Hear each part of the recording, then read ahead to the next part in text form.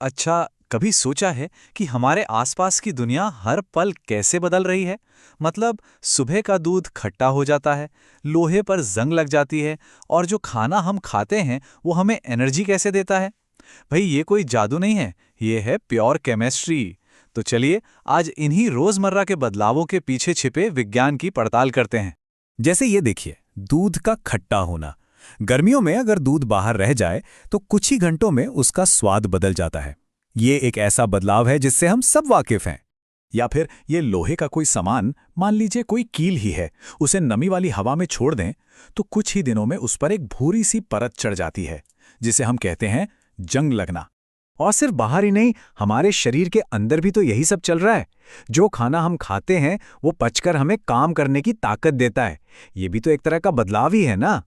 तो दूध का खट्टा होना, लोहे में जंग लगना और खाने का पचना, आखिर इन सब में कॉमन क्या है? जवाब है, ये सभी रासायनिक अभिक्रियाएं हैं। मतलब ये ऐसे बदलाव हैं जिनमें कोई एक चीज पूरी तरह से किसी नई चीज में बदल जाती है। अब देखिए, दुनिया भर के वैज्ञानिकों को इन बदलावों को लिखने समझाने के लिए एक कॉमन तरीके की जरूरत थी। एक ऐसी भाषा जिसे हर कोई समझ सके। किसी भी रिएक्शन को अगर हम पूरे वाक्य में ऐसे लिखने लगें तो ये बहुत लंबा और मुश्किल काम हो जाएगा। जरा सोचिए, हर रिएक्शन के लिए इतना लंबा चौड़ा वाक्य लिखना पड़े तो इसी को आसान बनाने के लिए इस्तेमाल हुए शब्द समीकरण। यहाँ देखिए, जो पदार्थ रिएक्शन शुरू करते हैं, जैसे मैग्नीशियम और ऑक्सीजन, उन्हें कहते हैं अभिकारक, और जो नई चीज बनती है यानी मैग्नीशियम ऑक्साइड, उसे कहते हैं उत्पाद। ये तरीका पहले वाले से तो काफी बेहतर है। लेकिन सबसे बेस्ट, सबसे छोटा और सबसे सटीक तरीका है रासायनिक समीकरण। इसमें शब्दों की जगह सीधे केमिकल फॉर्मूले का इस्तेमाल होता है। Mg+O2 से बना MgO, बस। ये केमिस्ट्री की यूनिवर्सल भाषा है जो पूरी दुनिया में एक जैसी है। पर रुकिए, सिर्फ समीकरण लिख देना ही काफी नहीं है। इसे केमिस्ट्री के एक बहुत ही बुनियादी और जरूरी नियम को मानना पड़ता है। चलिए देखते हैं कि वो नियम क्या है।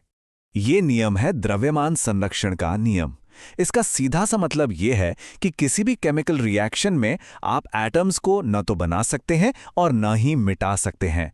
जितने एटम रिएक्शन की शुरुआत में थे उतने ही आखिर में भी होने चाहिए। कुछ भी गायब नहीं हो सकता। तो फिर हम समीकरण को संतुलित यानी बैलेंस करते कैसे हैं? हम हिट एंड ट्रायल मेथड का इस्तेमाल करते हैं। स्टेप 1, दोनों तरफ हर एलिमेंट के एटम्स को गिनते हैं। स्टेप 2, फिर ऑक्सीजन को बैलेंस करने के लिए हम H2O के आगे 4 लगा देते हैं। स्टेप 3, लेकिन ऐसा करते ही हाइड्रोजन का बैलेंस बिगड़ गया, तो अब हम दूसरी तरफ H2 के आगे 4 लगा देते हैं। स्टेप 4, और आखिर में आयरन को बैलेंस करने के लिए Fe के आगे 3 लिख देते हैं। और बस हो गया, समीकरण बैलेंस्ड है।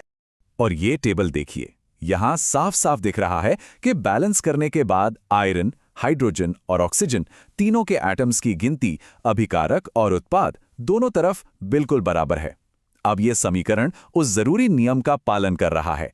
अब अच्छी बात यह है कि दुनिया में होने वाली अनगिनत केमिकल रिएक्शंस को हम उनके पैटर्न के हिसाब से कुछ खास ग्रुप्स में बांट सकते हैं। चलिए एक एक करके इन प्रकारों से मिलते हैं।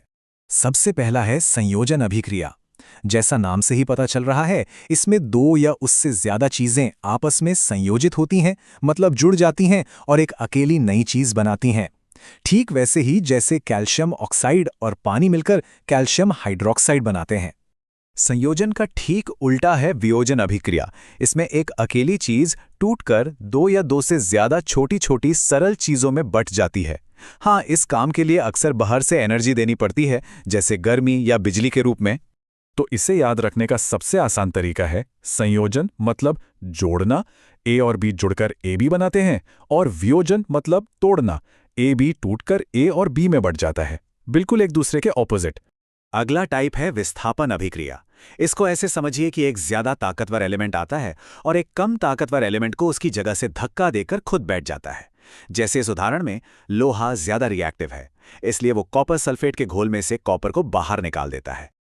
और फिर आता है द्विविस्थापन अभिक्रिया। यहां कोई किसी को धक्के मारकर बाहर नहीं निकालता, बल्कि दो कंपाउंड्स आपस में अपने पार्टनर्स की अदला बदली कर लेते हैं।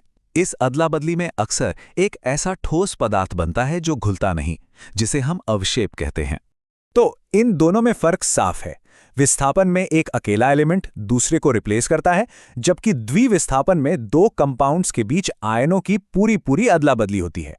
चलिए अब वापस अपनी रोजमर्रा की दुनिया में लौटते हैं और देखते हैं कि ये सब हमारी जिंदगी से कैसे जुड़ा है, खासकर उन उदाहरणों से जिनसे हमने बात शुरू की थी। ऑक्सीकरण एक ऐसी रिएक्शन है जो हमारे चारों ओर हर वक्त हो रही है। सबसे आसान भाषा में कहें तो जब कोई पदार्थ ऑक्सीजन के साथ जुड़ जाता है तो हम कहते हैं कि उसका ऑक्सीकरण हो गया है। और यहीं हमें अपने शुरुआती सवालों के जवाब मिलते हैं। लोहे पर जंग लगना असल में लोहे का धीरे धीरे होने वाला ऑक्सीकरण ही है। और ठीक इसी तरह जब चिप्स या बिस्किट जैसी तैलीय चीजें हवा के संपर्क में आती हैं तो उनका भी ऑक्सीकरण हो जाता है, जिससे उनका स्वाद और महक खराब हो जाती है। इसे ही विकृत गंधिता कहते हैं। और अब एक मजेदार बात, कभी सोचा है चिप्स के पैकेट में चिप्स ज्यादा हवा क्यों होती है? दरअसल वो हवा नहीं बल्कि नाइट्रोजन गैस होती है। चिप्स बनाने वाली कंपनियां ऑक्सीजन को बाहर रखने के लिए पैकेट में नाइट्रोजन भरती हैं ताकि चिप्स का ऑक्सीकरण न हो और वो ताज़े बने रहें। तो अगली बार जब कोई जंग लगी चीज दिखे या किसी खाने से बासी महक आए तो याद रखिएगा, ये सिर्फ एक मामूली बदलाव नहीं बल्कि इसके पीछे पूरी की पूरी केमिस्ट्री काम कर रही है। ये सोचना वाकई दिलचस्प है कि और न जाने कितनी ऐसी छिपी हुई रिएक्शंस हैं जो हर पल हमारी दुनिया को बना और बदल रही हैं।